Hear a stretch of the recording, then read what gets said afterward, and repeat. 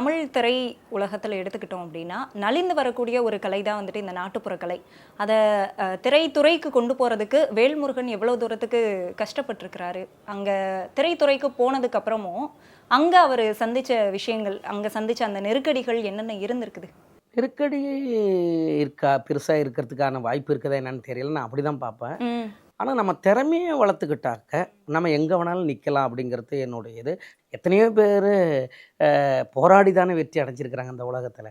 அப்படி இருக்கும்பொழுது அவமானங்களையும் அசிங்கங்களையும் எல்லா பிரச்சனைகளையும் சந்தித்து தானே வெற்றி அடைஞ்சிருக்காங்க அப்படின்னு நான் சொல்லியிருக்கேன். இதனாலேயே எனக்கு அப்புறம் அந்த கலைஞர்கள்லாம் நிறைய பேர் சொல்லியிருக்கிறாங்க. நிறைய திரைப்படத்தில் இப்போ பாடினவங்களும் சரி, தொலைக்காட்சியில் போகிறவங்களும் சரி, இவருடைய பேட்டி பார்த்துட்டு தான் நாங்கள்லாம் வந்தோம். ஏன்னா இவருடைய பேட்டி தான் வந்து முயற்சி பண்ணுங்க உந்துதல் கொடுத்தாரு அப்படின்னு. அதனால் எனக்கு அப்புறம் கிட்டத்தட்ட இப்போ வந்து கிராமிய கலைஞர்கள் நிறைய பேர் கிட்டத்தட்ட ஒரு 100க்கும் மேற்பட்ட திரைப்பட கலைஞர்கள் திரையில் பாடுறாங்க. வலைதளங்களில் ஃபேமஸ் ஆகிட்டு வராங்க.